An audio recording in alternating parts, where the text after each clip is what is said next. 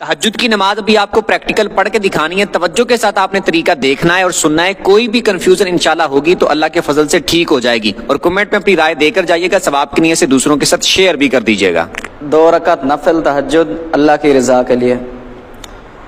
अल्लाहु अकबर। सुब्हानक अल्लाहुम्मा व बिहम्दिका व तबारक अस्मुका व तआला जद्दुका व ला इलाहा गैरुक। अऊज़ु बिल्लाहि मिनश शैतानिर रजीम। बिस्मिल्लाहिर रहमानिर रहीम। अल्हम्दुलिल्लाहि रब्बिल आलमीन। अर्रहमानिर रहीम मालिकि यौमिद्दीन। इय्याका नअबुदु व इय्याका नस्तईन। اهدنا الصراط المستقيم صراط الذين أنعمت عليهم غير المغضوب عليهم ولا الضالين.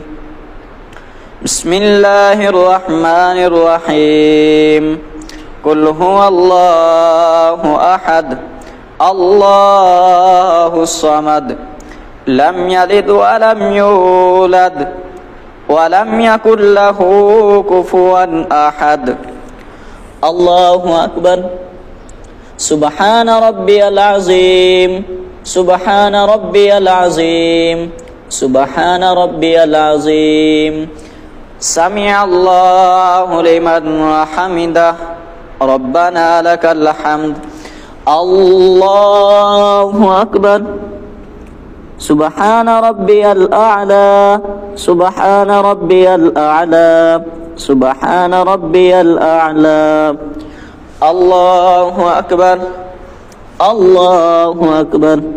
سبحان ربي الأعلى سبحان ربي الأعلى سبحان ربي الأعلى. الله أكبر. بسم الله الرحمن الرحيم. الحمد لله رب العالمين. الرحمن الرحيم مالك يوم الدين. إياك نعبد وإياك نستعين. اهدنا الصراط المستقيم صراط الذين أنعمت عليهم غير المغضوب عليهم ولا الضالين. بسم الله الرحمن الرحيم. قل هو الله أحد الله الصمد لم يلد ولم يولد ولم يكن له كفوا أحد. الله أكبر.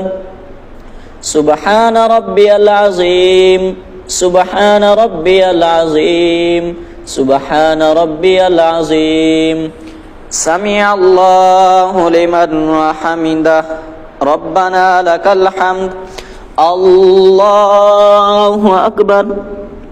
سبحان ربي الأعلى سبحان ربي الأعلى سبحان ربي الأعلى.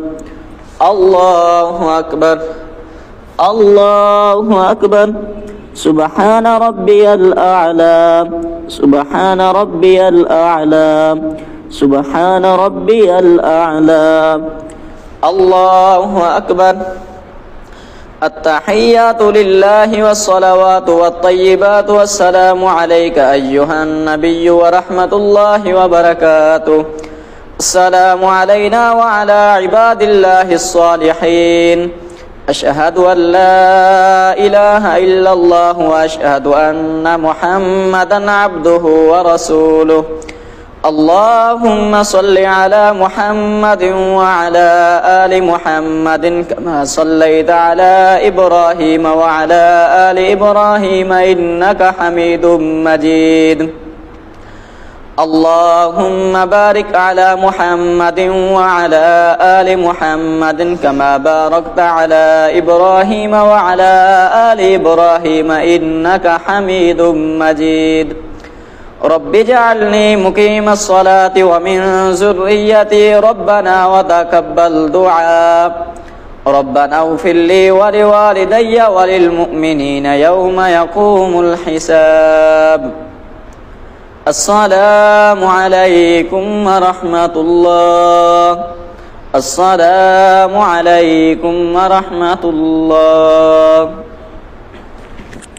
इस तरह अगर कम से कम 2 रकतें भी आपने पढ़ ली तब भी आपकी तहज्जुद की नमाज हो जाएगी। अगर आप ज्यादा पढ़ना चाहें तो इसी तरह 2-2 करके पढ़नी है। 4 पढ़ लें, 6 पढ़ लें, 8 पढ़ लें, 10 पढ़ लें, 12 पढ़ लें, लेकिन सेम इसी तरह 2-2 रकत करके पढ़नी है। जब कंप्लीट कर लें उसके बाद बैठ के आपने दुआ कर लेनी है। और वक्त इसका याद रख लें कि इशा की नमाज जब आपने अदा कर ली है उसके बाद चाहे आप थोड़ी देर के लिए भी सो गए या बिलफर्ज आधी रात को उठे, आधी रात के बाद उठे, या फजर की नमाज का टाइम शुरू होने से पहले पहले जब मर्जी उठ के आप तहज्जुद की नमाज पढ़ सकते हैं। और औरत और मर्द दोनों का सेम तरीका है।